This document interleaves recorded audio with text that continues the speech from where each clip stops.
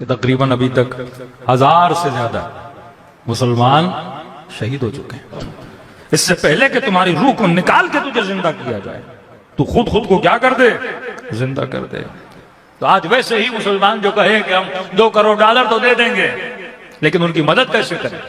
اور پھر امیر المومنین کا وہی جملہ یاد آتا ہے کہ باطل جب اپنے باطل پر اتنی مضبوطی سے کھڑا ہے، اے مسلم تو اپنے حق پہ کھڑے ہونے کے لیے تیار کیوں نہیں ہوتا؟ لبیک لبیک لا شریک لک لبیک۔ اور مخصوصاً آج جو فلسطین میں ہو رہا ہے، یہ موت کی خبر ہے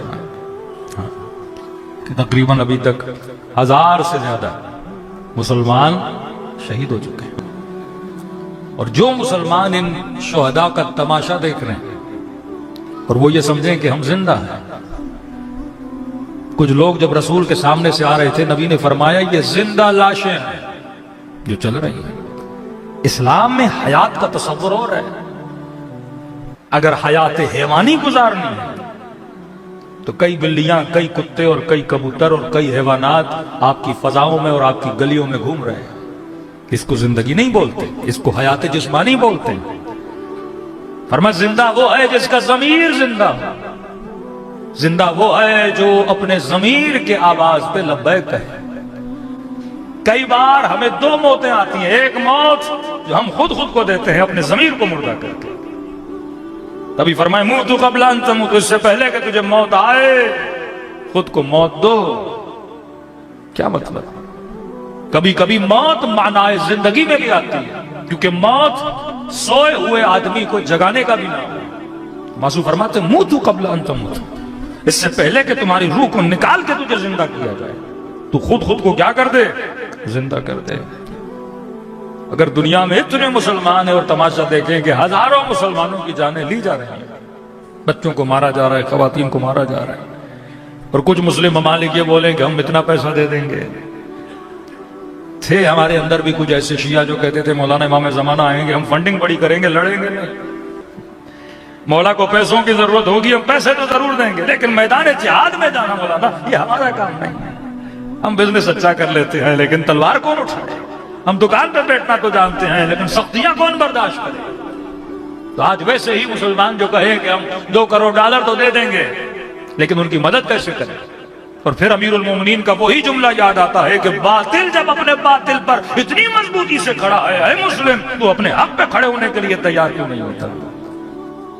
کہ ان کے 600-700 لوگ مارے جاتے ہیں اور امریکہ کا وزیر خارجہ وفا ہے نا، ایسی وفا مسلمانوں میں پائی جائے۔ پھر کہے کہ امام زمانہ کیوں نہیں آتے؟ پھر مسلمان کہیں کہ ہم ذلتوں کا شکار کیوں ہیں؟ یہ مسلم نہیں، یہ مردہ لاشیں ہیں جو کلمہ پڑھ کے اعلان اسلام کرتے ہیں اور اعلان مسلمانی کرتے ہیں۔ کہ اس کا وزیر خارجہ فوراً پہنچ جاتا ہے اسرائیل میں، اور ابھی ان کی الیکشن کی کیمپین چل رہی ہے، اور اپنی کیمپین میں ٹرمپ بھی یہ بولے کہ مجھ سے بہتر کوئی پریزیڈنٹ نہیں ہو سکتا جو اسرائیل کا دفاع کرے۔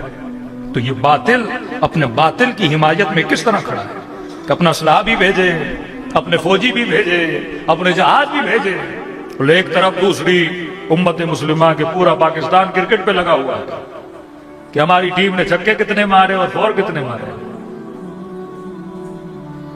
تمہاری ایک میچ میں اتنی رنز نہیں بنتی جتنے وہ اپنے بموں سے مسلمانوں کو مار دیتا ہے۔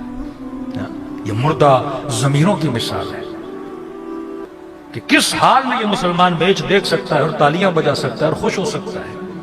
کہ امیر المومنین یہ فرمایا اگر کسی یہودی خاتون کے پاؤں سے پازیب اتارے جائیں ظلم کر کے، اور اگر کوئی یہ سن کے مر جائے تو وہ گویا شہادت کی موت مر گیا ہے۔ یہ نہیں کہ صرف انسان میدان جہاد میں جا کے لڑے، کم از کم وہ درد تو اس کے وجود میں موجود ہو، اور جب درد ہوتا ہے تو بندہ خوشیاں نہیں مناتا، جب درد ہوتا ہے تو بندہ بھنگڑے نہیں ڈالتا۔ اور آج پورے ملک میں، اور آپ میڈیا کو اٹھائیں، طوفان یہ ہے کہ ایک پچھلا کرپٹ سیاستدان ملک میں کب آئے گا اور اس کا استقبال کیسے کیا جاتا ہے، اور یہ جان بوجھ کے آپ کے ذہنوں کو اس طرف سے ہٹایا جاتا ہے۔ یہاں تو بڑی تیاریاں کی جا رہی تھی اس ملک کو کیسے ایکسیپٹ کیا جائے گا، یہ تو اچانک سمجھیں کہ ان کے بنے بنائے پلان پہ کسی نے پانی پھیر دیا کہ اب سوچ رہے ہیں کہ یہ کالک اپنے منہ پہ کیسے ملیں گے کہ جنہوں نے اتنے مسلمانوں کو قتل کیا تو کبھی کبھی بڑے بڑے سانحے انسان کے بیدار ہونے کو چیک کیا جاتا ہے کہ کون سی امتیں بیدار ہیں اور کون سی امتیں سو رہی ہیں. آج پوری امت مسلمہ ایک زندہ لاش کی مثال بنی ہوئی ہے کہ جب وہ اپنے باطل کی سپورٹ کے لیے اتنا آگے بڑھ سکتے ہیں. داد دینی چاہیے. امیر المومنین کہتے تھے ان کا ایک اور میرے 10. اتنی وفا کرتے تھے وہ امیر شام سے. لیکن یہ امیر المومنین جیسا امام کھڑا رہے اور حکم جہاد پہ مولا علی پہ 10 سوال کرتے تھے. کبھی بہانے کے علی اب سردی ہے, کبھی بہانے کے علی اب گرمی ہے, کبھی بہانے کے علی ہمارے بچے بیمار ہیں. لیکن وہ آرڈر دیتا تھا اور حکم دیتا تھا, وہ باطل پہ اپنی جان قربان کرنے کے لیے تیار ہو جاتے تھے. آج یہ زندہ مثال ہے کہ اسلامی معاشرہ مردہ ہو چکا ہے, اسلامی حکمران مردہ ہو چکے ہیں. کہ پاکستان کا مطلب کیا, لا الہ الا اللہ, یہ صرف ایک نعرہ ہے اور سلوگنز ہیں. زندہ ضمیر ہمیشہ امیر امام حسین کا جملہ ہے, کونوا للظالم خصما وللمظلوم عونا. فرمایا وہ انسان ہی نہیں ہو سکتا جس کے اندر ضمیر بیدار نہ ہو. اور بیداری ضمیر کی نشانی یہ ہے, خود فلسفہ کربلا یہ ہے کہ کونوا للظالم خصما.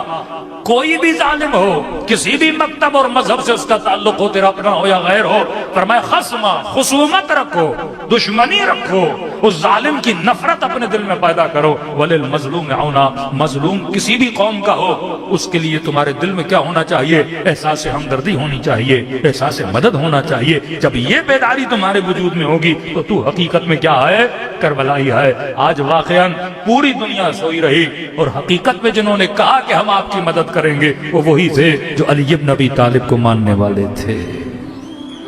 ایک طرف وہاں سے انہوں نے سفر کیا ان کے وزیر خارجہ نے, اور یہاں سے ایران نے اعلان کیا کہ ہم اپنا وزیر خارجہ بھی بھیج رہے ہیں لبنان کی طرف اور مختلف ممالک کا دورہ کریں گے. تو کبھی کبھی امتحانات, خدا عزت کیسے دے گا؟ عزت تبھی ملتی ہے جب تو اپنی عزت کے کمانے کے لیے جاتا ہے. ذلتوں کا شکار خدا نہیں کرتا, ذلتوں کا شکار ہم خود ہوتے ہیں. ایک معاشرے میں کیا, ایک گلی میں کیا, ایک گھر میں کیا, ایک آفس میں کیا, یہ تیرا وجود ہے جو خود کو عزت دیتا ہے, یہ تیرا وجود ہے جو خود کو ذلت دیتا ہے. عزت اور ذلت کا فیصلہ تیرے ہاتھ میں ہے. اگر زندگی اصولوں کی مبنا پہ گزارو گے تو ہمیشہ عزت ملے گی. اگر زندگی بغیر اصول کے گزارو گے, لالچ میں گزارو گے تو عزتیں نہیں ملیں گی. آج پاکستان ذلتوں کا شکار کیوں ہے؟ آج ہر دنیا کا ہر ملک حقارت سے کیوں دیکھتا ہے؟ کیونکہ ہم نے اپنی عزت نہیں کی, ہم نے اپنی قوم کی عزت نہیں کی, ہم نے اپنی عوام کی عزت نہیں کی, تو غیر آپ کی عزت کیسے کریں گے؟ آج آپ کے پاسپورٹ کی عزت کیا ہے؟ آج ایک پاکستانی کی غیر ملک ایئرپورٹ پہ عزت کیا ہے؟ کوئی عزت نہیں ہے, کیونکہ ہم نے اپنی عزت خود نہیں کی. ارے جب دنیا میں تو اپنی عزت نہیں کرتا تو دوسرے ملکوں میں تیری عزت نہیں ہے. اور اگر تم نے زندگی میں اپنی عزت قائم نہیں رکھی تو قبر میں اللہ کے ملائک بھی تیری عزت نہیں کریں گے. عزت تبھی ہوتی ہے جب تو اپنی عزت نفس کو بچاتا ہے. عزت تبھی ہوتی ہے جب تو اصولوں پہ کمپرومائز نہیں کرتا. یہی امام حسین کا پیغام تھا کہ سر حسین کٹا دے گا پر کبھی اصول پہ کمپرومائز نہیں کرے گا. اکبر شہید ہوتا ہے تو ہو جائے, اصول پہ کمپرومائز نہیں ہوگا. بہنوں کے پردوں کو قربان کیا لیکن کبھی اصولوں پہ کمپرومائز نہیں کیا. تو زندگی ایسی گزارو کہ جب یہ پیغام آئے کہ دنیا سے جانا ہے تجھے اپنے آپ سے شرمندگی محسوس نہیں ہونی چاہیے. آج ہر انسان اپنے گریبان میں اپنے نام اعمال کو دیکھ کے یہ بتا سکتا ہے کہ میں اپنی گزاری ہوئی زندگی سے راضی ہوں کہ نہیں ہوں. اگر تو اپنی گزاری ہوئی زندگی سے راضی ہے تو خدا بھی تجھ سے راضی ہے. اگر تو اپنی زندگی سے راضی نہیں ہے تو رب بھی تجھ سے کبھی راضی نہیں ہو سکتا. صلوات پڑھے محمد و آل محمد. لبيك لبيك لا شريك لك لبيك